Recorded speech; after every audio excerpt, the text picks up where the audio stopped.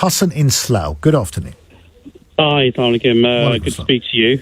You did ask the question, how much of a threat is the Reform group? Yes. They're there just to split the Tory vote, and that's it. I did listen to the representative of Reform, David White, I think his name was, earlier on. Yeah. He couldn't answer a simple question regarding finances.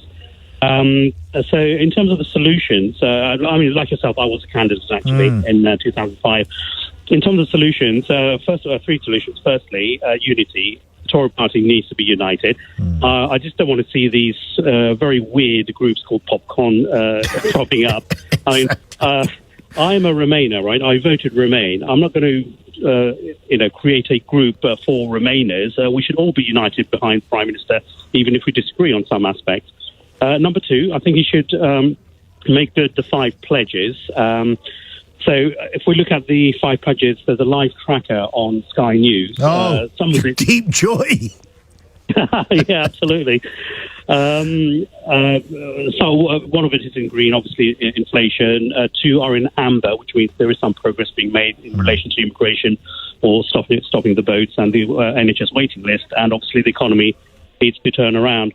And thirdly, if he and Lord Cameron, if Prime Minister Sunak and Lord Cameron can facilitate peace between Israel and Palestine, because they're quite adamant in relation to having a 2-state solution, which is the solution to long-lasting peace. Now I think that's going to be quite significant. So finally, just to top it off, I do not want to see a repeat of 1997, where we lost badly. I want to see a repeat of 1992.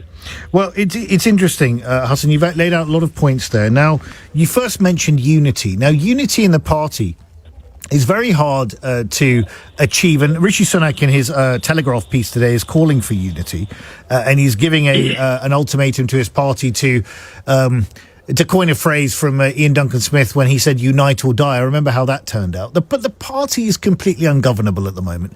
Do you think, Hassan, and this is talked about, it's been talked about in the past for many years, that there will be this great schism within the Tory party and the right would peel off to join UKIP or whatever it was before, now it's Reform UK.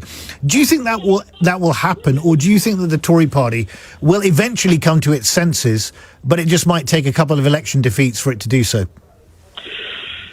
It's a very bad scenario you're painting out. Two really bad scenarios. If I were to put an optimistic slant here, I'm hoping that Tories would see sense. I mean, they've already had the experience in 1997, where you and we had first-hand experience of what rebels did to bring down John Major's government. Absolutely, we can't have a repeat of that. And if some of the voters want to vote for reform, all they're doing is splitting the Tory vote and letting Labour in. That's all they're doing. Do you think, Hassan, you said you voted Remain. I mean, do you think, when you sit back and look at this, and you're someone who believes in unity, you're going to go the way of the party, you're going to back whatever the party wants to do, fair enough.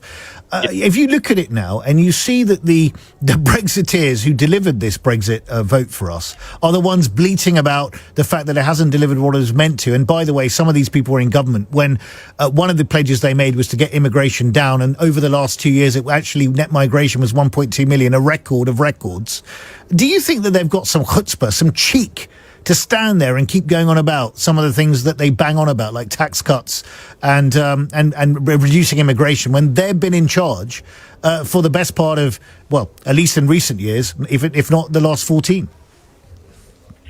Yes. It is quite ironic that they would complain about some of the things actually they voted for. So in Brexit, so it is ridiculous. I mean, Brexit. I mean, we'll need a full tally of plus and minus to see exactly whether Brexit has worked or not. I don't think it has.